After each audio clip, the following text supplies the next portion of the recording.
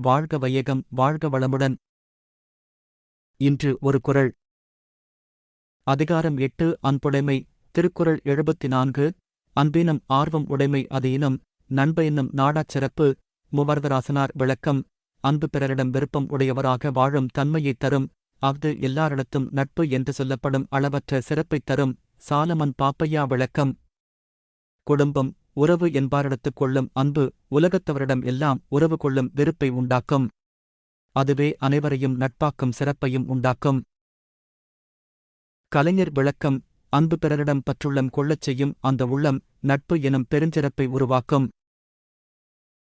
Chapter 8 The Possession of Love, the Rucural Couplet 74, From love fond yearning springs for union sweet of minds, and that the bond of rare excelling friendship binds. Explanation, love begets desire, and that desire begets the immeasurable excellence of friendship.